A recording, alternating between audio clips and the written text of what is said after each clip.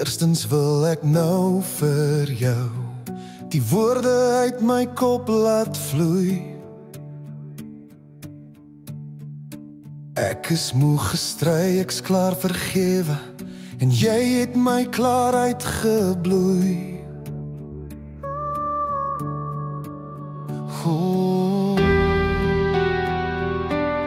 Ja, ek is klaar gebloei. Tweedens moet jy ophou vra wie ek vir jou moes wees.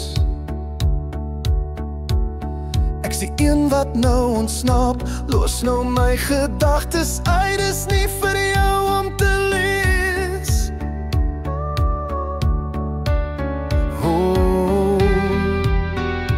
Ja, ek's klaar met 'n lewe van vrees.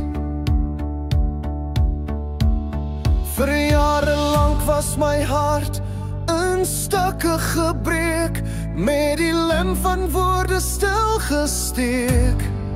En dit was jy het my seer gemaak, jy bou my op en breek my weer, dit was laat ek kom speel. My lewe, my liefde, my hart was als verbied. Dit was jy het my seer gemaak. Derens raai ek aan dat jy op jou knieë moet gaan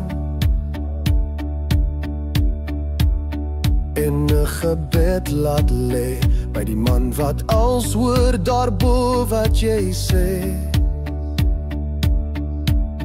en vra vir vergifnis tog vir elke hart wat jy nog breek, nog. En al het ek gelief in die skadu van jou skuld, ek het die vlam in my teruggevind. Ek staan nou hier sonder jou, geen trane meer wat my bind. My lewe se tema was pyn en verlies. Ek het gewag net 'n teken of 'n bietjie lig, dat alles weer oké sal wees. Maar jy het my seer gemaak. Jy bou my op en breek my weer, dit was Radikowski.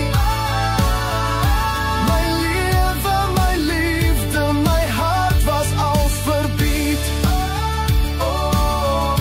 Dit was jy het my seer gemaak.